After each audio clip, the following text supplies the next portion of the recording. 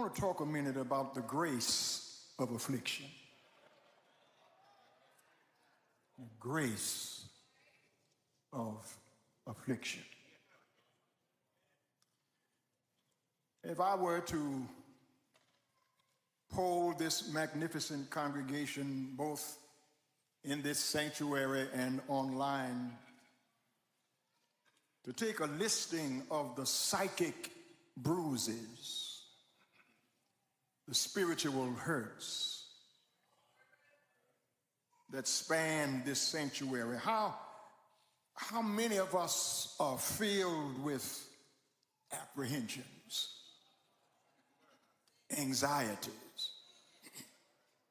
misgivings, fears, disappointments, betrayals, and love unrequited. This past year, for many of us, has been sickness endured,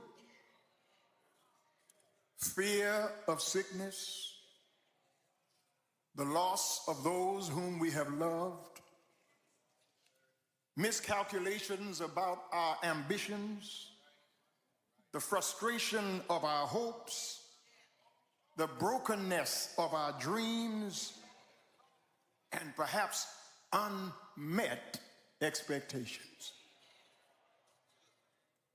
Oftentimes, in thinking about affliction, we attach too much attention to what happens to us rather than looking at the results of the things that happen to us. For what is really grievous, brothers and sisters, is not what happens, but how it affects us. In Man's Search for Meaning, a book written by Viktor Frankl, the Austrian neurologist and Holocaust survivor, Viktor Frankl in his book says, between stimulus and response, there is a space. In that space is our power to choose our response. In our response lies our growth and our freedom. Brothers and sisters, when God favors any man or woman with prosperity, he will send a corresponding amount of affliction to go with the prosperity. But in his grace, he deprives affliction of its injurious tendencies. Some virtues cannot be produced in us apart from affliction. A veteran warrior is a child of the battlefield. A patient Christian is the offspring of adversity. There is a very sweet grace called sympathy, which is seldom found in people who have never had any trouble. The Bible is not a great book of answering why, but rather it is much more a book of how. Psalm number 2 raises a great question. Why do the heathen rage and the wicked imagine a vain thing? Question with no answer. Psalm number 10 asks, why, God, are you standing so far off? No answer. Psalm 42, why art thou cast down, O my soul? No answer. Psalm 22 is on the lips of Jesus, even on the cross. My God, why hast thou forsaken me? And to each of these queries, there is no answer.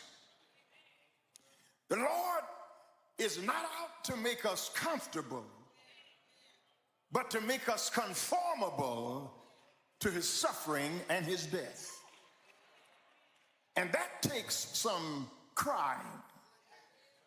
That takes some sorrow, some hurting, some bruises, some pain, some anguish, some anxiety, some trouble, some rain, some winter, some dark nights, some high hills, some lonely ways. Then we can sing with new meaning, have thine own way, Lord. Have thine own way. Thou art the potter, I am the clay. Mold me and make me after thy will. While I am waiting, yielded and still. In Henrik Ibsen's play Peer Gynt, somebody sings so beautifully that someone standing nearby says, "Who taught you to sing?" And the answer comes back, "Sorrow taught me to sing." Who taught you to pray? Trouble taught me to pray. Who put you on your knees? And the answer comes back, when the world knocks me down, there was nowhere else to go except on my knees. And it was on my knees that God met me. Last year, on one of the lowest days of my life, Sister Tanya Scott sent me this quote: God does not give us what we can handle. Instead, he helps us to handle what he gives us. God does not give us what we can handle. Instead, he helps us to handle what he gives us. There are still some people in church who have bought into the erroneous notion that Christ always shields his followers from pain and heartbreak. But brothers and sisters, in fact, the opposite is true. Great saints in the church of every age have been more effective because they have lived against experiences bigger than themselves. They have lived on the mercy and the grace and the love of a God who knows the plans he has for us. Ralph Waldo Emerson said, "All I have seen teaches me to trust God for all I have not seen." The psalmist in Psalm 119 did not become bitter because of his afflictions, because he realized that they made him better. The focus is not on affliction, but on God's character and God's conduct. Are y'all listening to me? The schoolhouse of affliction has no windows. No windows to let in cheerful sunlight. It's dark in the schoolhouse of affliction. And so we cannot look out and get distracted by external objects. But the grace of God shines like a candle, and by that light, we see the things that are beyond the things that are. Because getting out of adversity is not as important as what we get out of adversity. I worked on that all night. Somebody should have shouted right there. Getting out of adversity is not as important as what we get out of adversity. It tries and exercises our faith. It enables patience. It produces humility. It makes us prayerful. It secures obedience. And it teaches us to value mercy.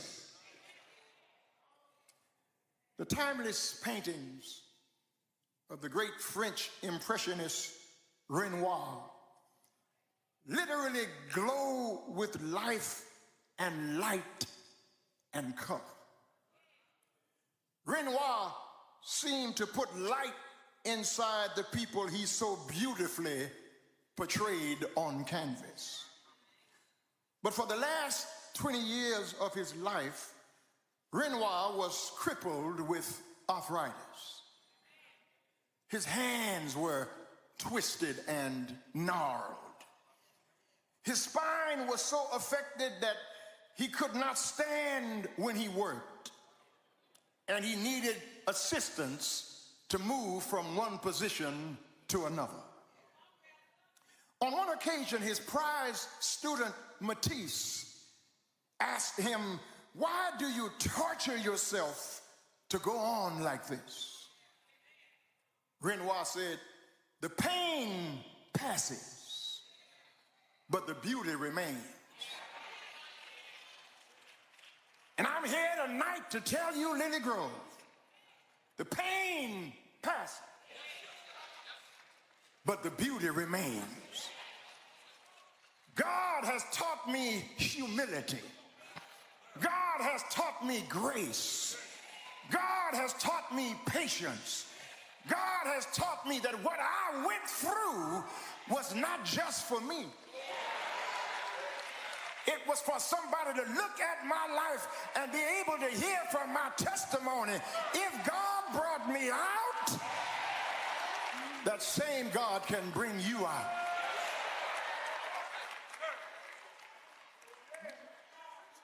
God taught me on my hospital bed, stop being so judgmental of people. You don't know what people are going through sitting next to you. You don't know what they went through to get to this church tonight. And then God taught me to be more thankful for the people that he has surrounded me with.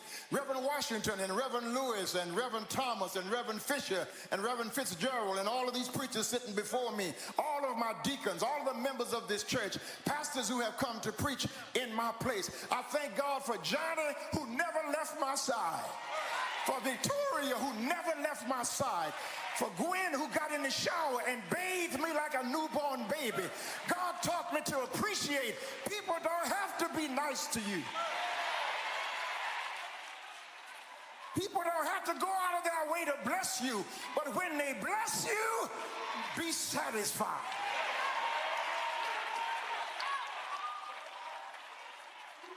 Yeah. I want to holler right here. But I'm not there yet. I'm not there yet. I know you want to go to a party, but I'm going to be through here in a minute. Brothers and sisters, affliction is not an inconvenient interruption, but rather it is a purposeful construction.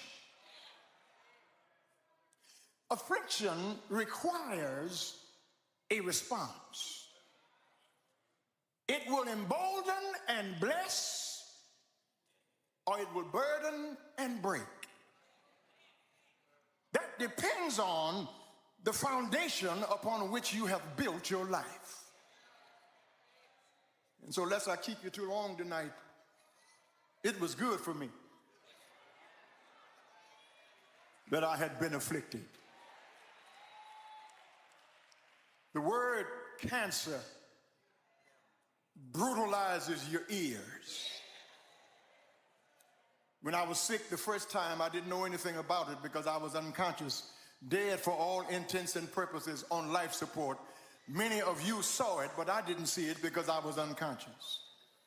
But this last sickness, I went through it day by day. to hear the doctors say to me, you have cancer, and we are going to have to operate. And when I went back to the doctor, I was terrified because I was afraid I would have to have chemotherapy or I would have to have radiation. But I sat down in his office and he was taking a long time to come, and the longer he took to come, the more nervous I became.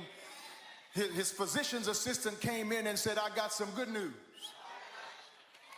There's no cancer in your lymph nodes.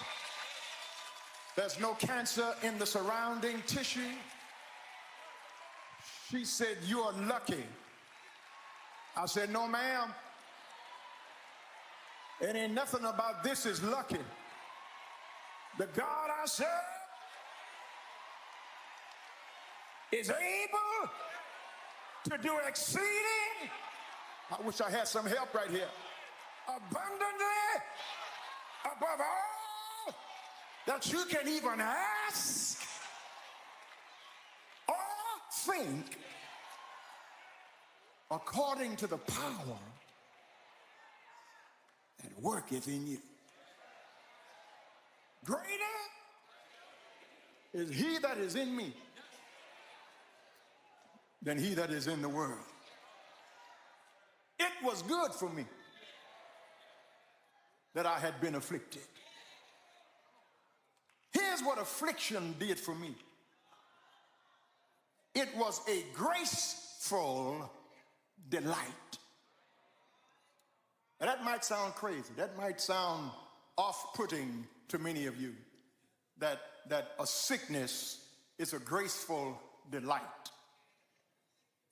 But God has slowed me down to make me realize, Terry, you've been too comfortable in your skin. So I've got to send something your way to deepen your prayer life, to further shape and mold your character.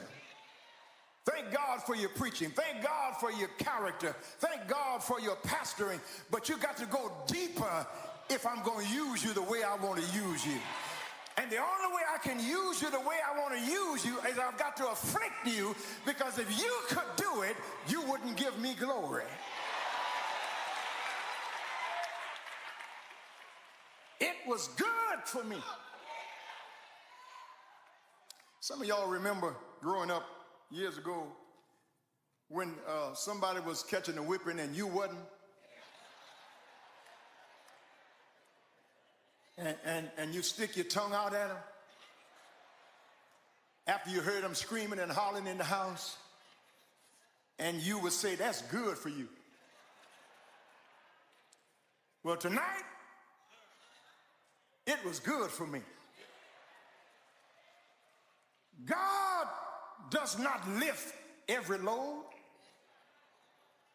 God does not flatten every hill. God does not smooth out every rough place. I believe that God changes us in the midst of our afflictions so that we could be successful in our walk with him. One of the most quoted passages of scripture in the New Testament is Romans 8:28. For we know that all things work together for good to them that love God and to those who are the called according to his purpose. F.B. Meyer said of that verse, if any promise of God should fail, the heavens would clothe themselves in sackcloth. The sun, the moon, and the stars would reel from their courses. The universe would rock, and a hollow wind would moan through a ruined creation. The awful fact that God could tell a lie. His grace is sufficient for me. Nobody wants to have cancer. Nobody wants to get sick with diabetes. Nobody wants to struggle with an addiction. Nobody wants to have a child or a parent in the hospital. Nobody wants to sit up all night with a sick person. But God's grace is sufficient, and God does not give you grace before you need it. He gives you grace right at the time you need it. It's been a graceful delight. But at the same time, that graceful delight has also been a grievous discipline. It was good for me, that's grace. That I had been afflicted, that's grief. It was good for me that I had been afflicted. It was good for me, that's delightful. That I had been afflicted, that's discipline. Now, brothers and sisters, hear me. God had only one son who did not sin, but he has no sons that do not suffer.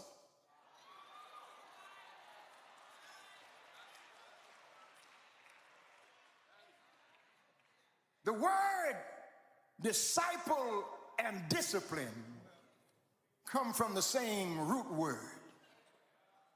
Both means to teach or to train. The purpose of the discipline of God in affliction is to train us in righteousness. Hebrews chapter 12 and verse number 11 says, "Now no chastising for the present seems to be joyous, but grievous. Nevertheless, afterward it yieldeth the peaceable fruit of righteousness unto them who are trained thereby." Am I a soldier of the cross, a follower of the Lamb? And shall I fear to own his cause or blush to speak his name? Must I be carried to the skies on flowery beds of ease while others fought to win the prize and sail through bloody seas? This last word, and I'm through. It was good for me. That's a graceful delight. It was good for me that I had been afflicted. That is God's grievous discipline. But finally, that I might learn your statutes. That's a glorious development. I want you to notice, brothers and sisters, that when God sends you through something, it looks like you're not going to ever get out of it.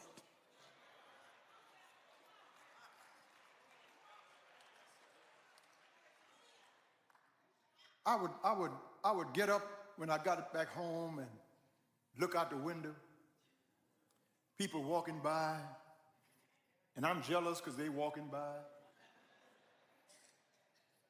I would watch you on Facebook or YouTube, and you were rejoicing and shouting and giving God praise. And I was grateful for that. But there's something about a preacher who preaches that when I just pass in front of the church, I want to preach. I'm not the kind of person to lay in the bed. I don't, and God just had to work with me with that. I don't like for people to have to take care of me. That does something to my ego as a man. But then God took that ego need from me and said to me, just like I'm saying to you right now, I heard God's voice saying to me, let somebody help you. You've been a blessing to somebody else. Let somebody be a blessing to you. And I thought about how I stayed up with my mother all night long and took her to the doctor and made sure she had her medication and took care of her. And I'm convinced tonight that God has me on my feet in this church tonight because I was kindly affectionate toward my mother. The Bible says, train up a child in the way that he should go, and when he's old, he will not depart from it. And then you run right to that verse that says, if you honor your mother and your father, your days will be long on the land. God will not only give you long life, but God will bless that life in its longevity. I could have been dead, sleeping in my grave. I'm through. I'm trying to save my little preaching voice till Sunday. I got to preach again Sunday. Y'all ain't killing me. That was a sign that appeared in the window of a coat store, kind of like a Burlington, a coat store. And the sign read exactly like this. We have been established for over 100 years. We have been pleasing and displeasing customers ever since. We have made money and we've lost money. We've suffered nationalization, rationing, government control, and people who don't pay their bills. We have been cussed and discussed. We've been messed around, lied to, held up, robbed, and swindled. The only reason we stay in business is to see what happens next.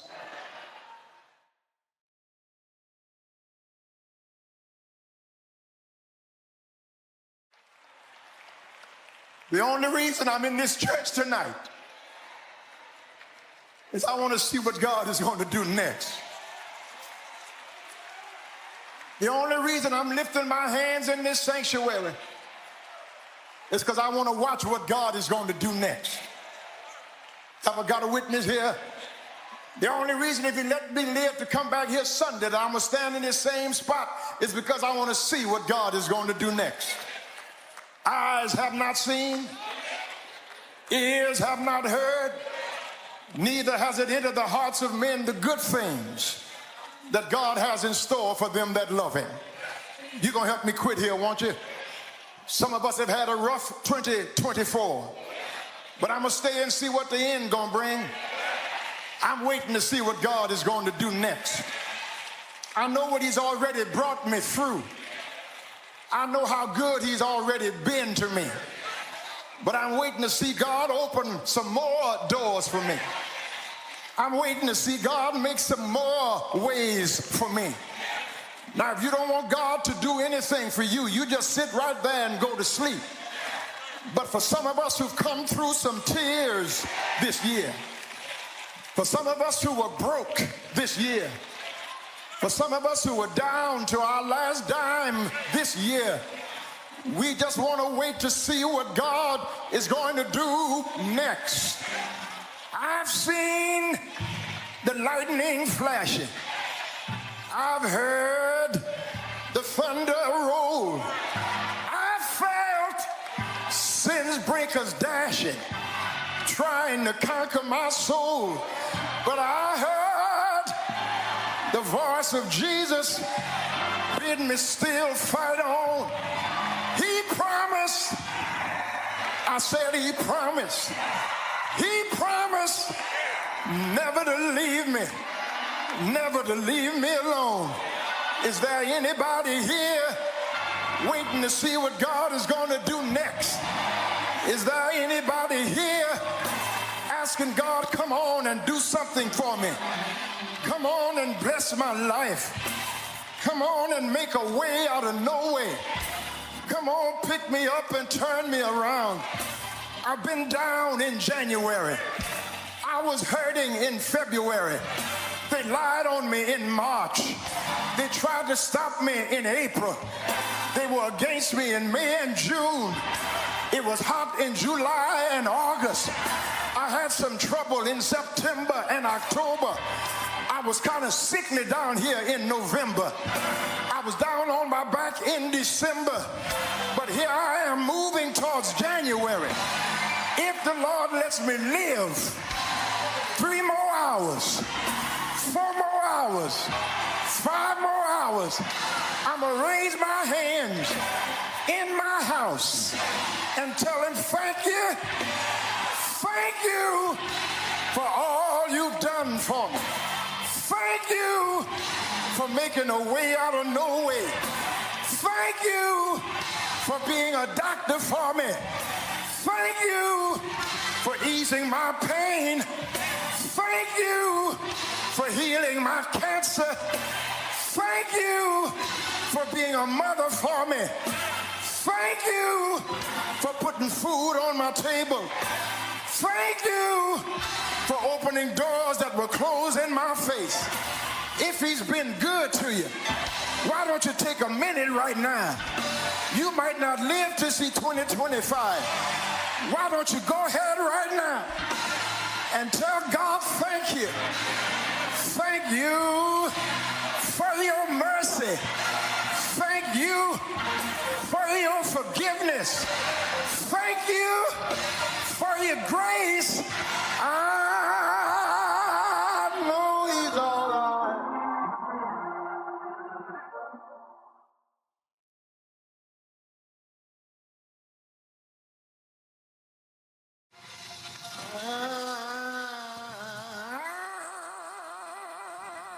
I know he's all right. I've been wanting to do that for 2 months. I know he's all right. He walks with me. He talks with me. Have you tried him? Won't he make a way? Won't he fix it for you? Why don't you grab somebody? Tell him, if I don't see you next year, I'm going to praise God in advance. I'm going to thank God for what he's about to do next, for what he's about to do next, for what he's about to do next, for what he's about to do next, for what he's about to do next, for what he's about to do next, for what he's about to do next, for what he's about to do next, for what he's about to do next. I know he's all right.